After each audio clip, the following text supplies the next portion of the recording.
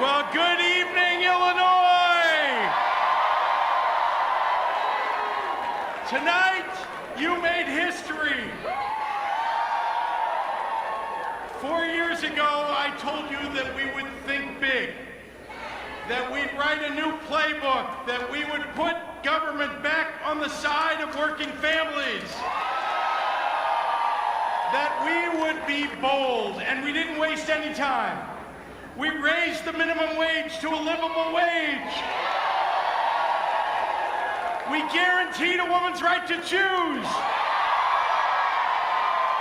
We balanced the budget, paid all our overdue bills, and got 6 credit upgrades. We expanded healthcare to 500,000 more people. We increased college scholarships for 26,000 more students. And we legalized cannabis.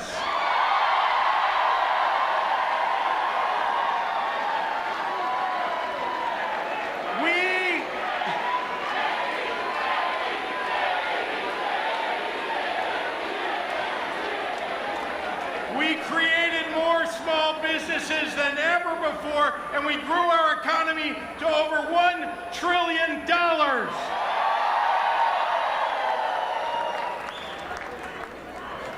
Just a few minutes ago, the news networks called this race in our favor.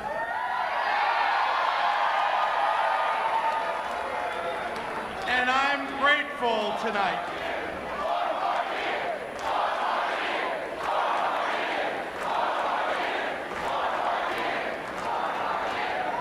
I'm grateful tonight that Illinois continues a long tradition of peaceful and fair elections.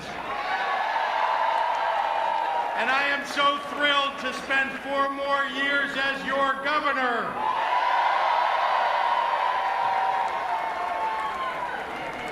There are a few people that I want to thank this evening, starting with my wonderful wife and children.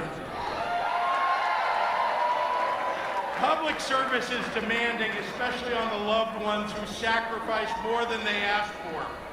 So to MK and to Teddy and Don, thank you for supporting me in this endeavor. I love you more than life itself. To my running mate and the best lieutenant governor Illinois' ever known,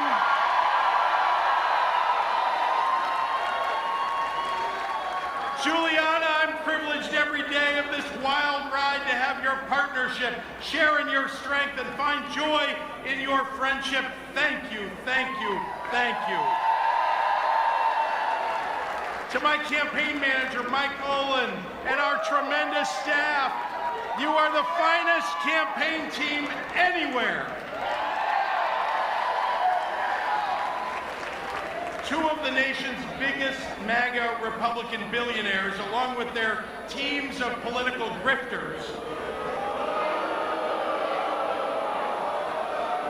They spewed lies and innuendo, and you showed them that Illinois is a state that stands up for working families and rejects their selfish agenda. To Ann Caprera, who can finish my sentences and almost knows before I do what my instincts are on every policy matter, the depths of my gratitude and admiration are endless. Most importantly, to the people of Illinois, thank you for placing your trust in me to carry out this mission for 4 more years. I won't let you down.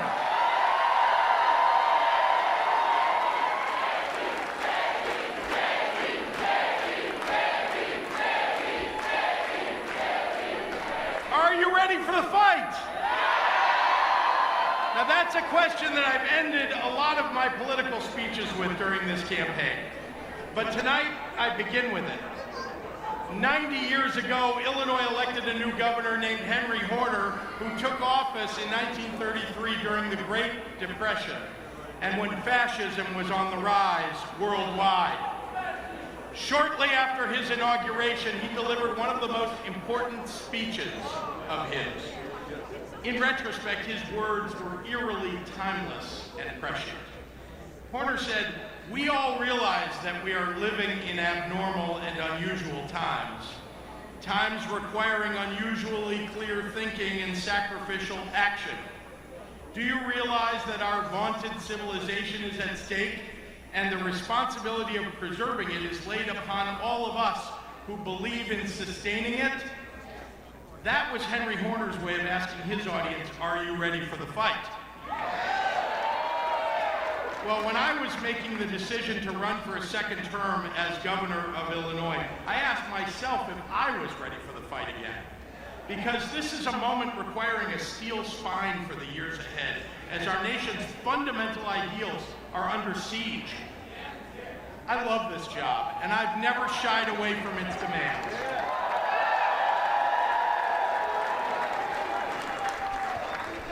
I love you too. But if I was going to serve for another 4 years, I wanted to make sure that I was prepared to bring the happy warrior spirit into this job again. Because leading the fight in a battle ought to bring joy if the purpose is meaningful. Optimism in politics is often dismissed as Pollyanna-ish. But like most virtues worth cultivating, its power is in its humility. I admire happy warriors, and I think of myself as among them, because here's what it is to be a happy warrior: to find calm when the times are chaotic, to respond to cruelty with compassion, to gladly be the first to suit up for a worthwhile battle and be the last to give up in a difficult dogfight, to celebrate victory but never dwell in it, to laud progress but never let it be enough. And precisely when the battles are hard and the challenges many, that's when the spelunkers for misery feed off the dark fears that people harbor in difficult times. And that is the moment when a happy warrior can carry us forward and says, I've been in this dark place before and I know the way out.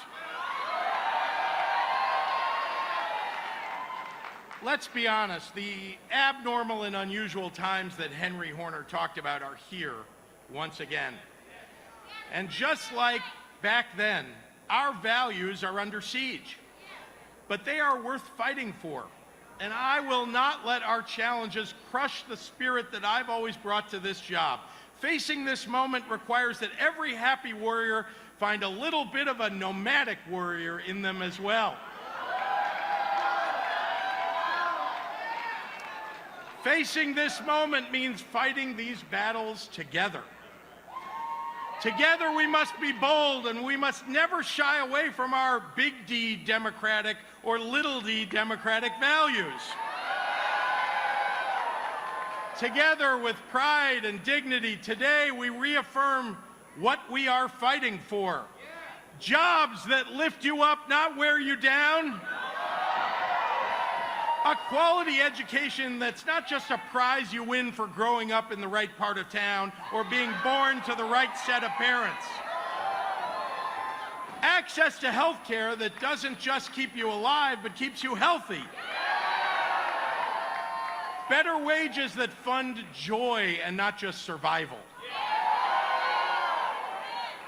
A world that's just a little bit easier to live in, where it's not so hard to make ends meet.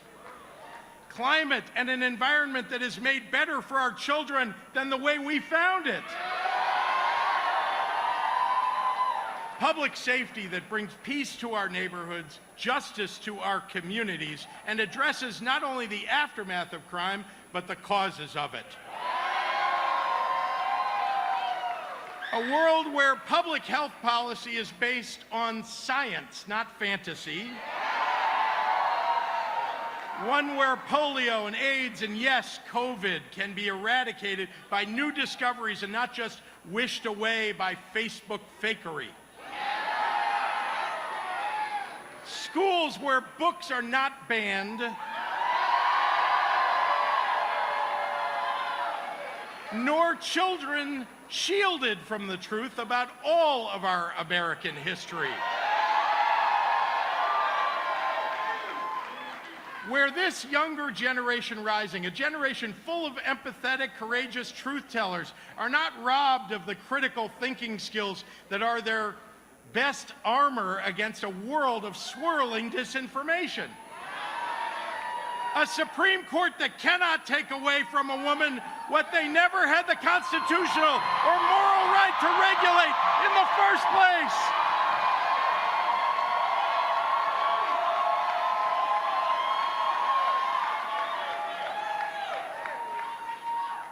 And to all of you, let me be even clearer. To anyone who thinks that they can come into this state and try to force some right-wing MAGA war on a woman's body, you will never get an inch of Illinois.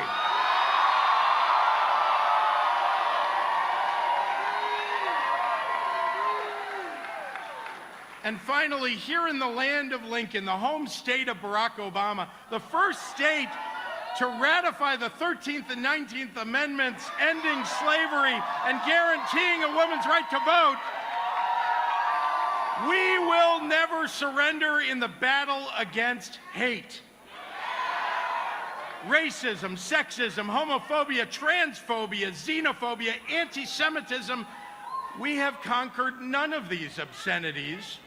In fact, every effort to call them out has fueled the rise of a new movement devoted to their skillful repackaging, in the hopes that we will be so afraid of being called woke that we will be too exhausted to fight the next resurgence of the world's most persistent and ancient evils.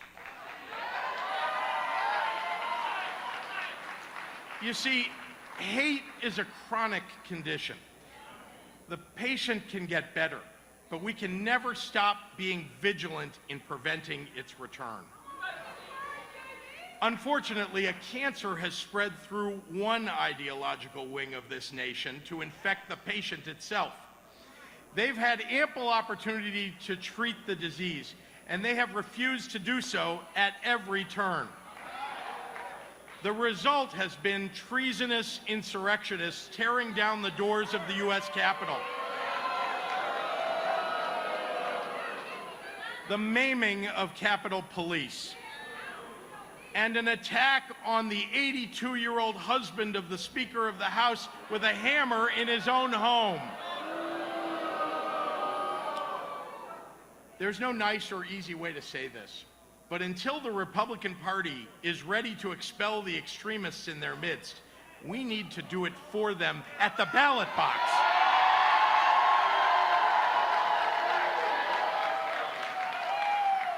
The fight for democracy, the fight for freedom, the fight for liberty, the fight for decency should be peaceful, but not be timid. It needs to be out loud. It should afford no politician a convenient rhetorical hiding place.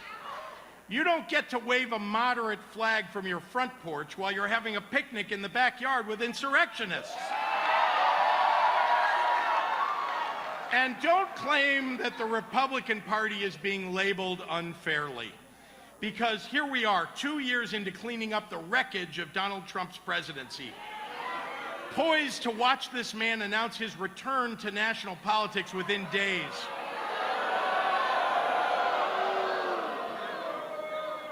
You know why? Because GOP politicians, with the exception of only a few souls, are too cowardly, too simpering to support the best interests of the nation, because they're afraid of being called insulting nicknames by a whiny bully. To the fake patriots and their enablers, you don't love the United States if you're not willing to defend it against a man who would destroy it. Donald Trump is the modern embodiment of tyranny that our founders feared the most. So don't lecture us about norms or typical political practices. Against a party that nominates and endorses anti-Semites and racists and anti-immigrant zealots, appeasement and complacency do not work. I know. My family fled that kind of tyranny, and I helped survivors build a Holocaust museum.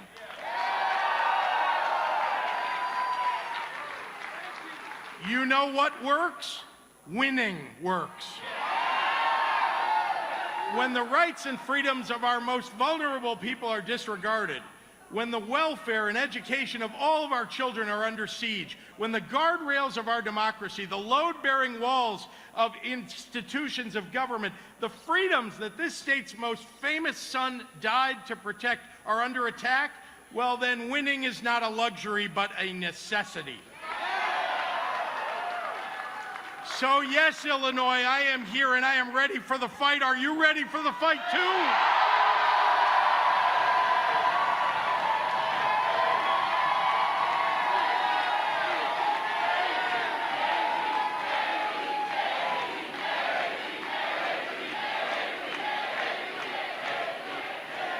These days ahead will be hard, but do not tell me the fight cannot be won. The fabric of our nation has been frayed and torn before, and Illinois has always had a large role in putting it back together.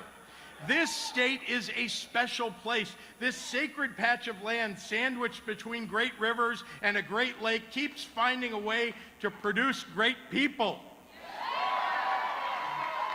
Whether your bread is served at Blackbird Bakery or Brown Sugar Bakery, whether your beer is poured at Galena Brewing Company or Revolution Brewery, whether you like your short rib at Broad Gauge or Virtue or 17th Street Barbecue, whether you're a Saluki, a Wildcat, or Fighting Illini, Illinois' excellence defies division. Our land is as beautiful as it is vast, and our people as kind as they are courageous. Over the last 4 years, you have found a million different ways to show the world that goodness is a choice that so many people here in Illinois make. Like Chef Q of Evanston, who turned her successful catering business into a meal delivery service for families in need during COVID. Or the Granite City High School Student Council, who spends the entire year raising money to distribute Thanksgiving dinner to over 150 families in need. Or Rabbi Yosef Shanowitz, who on July 4th of this year rushed to the Highland Park Hospital to go door to door for people of all faiths to provide counseling and healing. At every possible opportunity, Illinoisans reach for small moments of joy and great heights of achievement. From street performer Andrew David serenading Chicago with the song Hallelujah during the early days of the pandemic, to Naperville teenager Lucy Westlake becoming the youngest American woman to summit Mount Everest, to Kimberly Adami Hasagawa putting a smile on my face during the worst days of the pandemic with her Spritzers with Pritzker Twitter account. Our people are rich in the things that make life grand. We have earned the right to take pride in this state. And I remain humbled that you've chosen me again to be your governor. 4 years ago, I told you about my mom, about the struggle that she waged with alcoholism that ultimately took her life. And I told you how the burden of anyone who loses a parent young is to feel the weight placed upon you of the potential of your parents' unlived years. Never has that responsibility seemed more important to me than right now, in the battles for choice, for justice, for freedom, that my mother thought that she had won before she died. So I choose to fight. I choose to fight to protect Illinois families. I choose to fight to protect our workers. I choose to fight for women's rights, for civil rights, for voting rights. I choose to fight for the better world imagined by those who never let their hopes be reined in by their experiences. I choose to fight the fights my mother never gave up on, the fights she left for me to finish. Henry Horner said something else that night back in 1933, and it's his words that I want to leave you with. He said, "The only way to carry out any great purpose is not on your shoulders, but in your heart. Carry it on your backs, and it may tear you down. Carry it in your hearts, and it will lift you up. Horner was right. So Illinois, together we will carry in our hearts the great purpose of our time, so we will survive and thrive and love and heal. Thank you, Illinois. God bless you, and God bless this great state.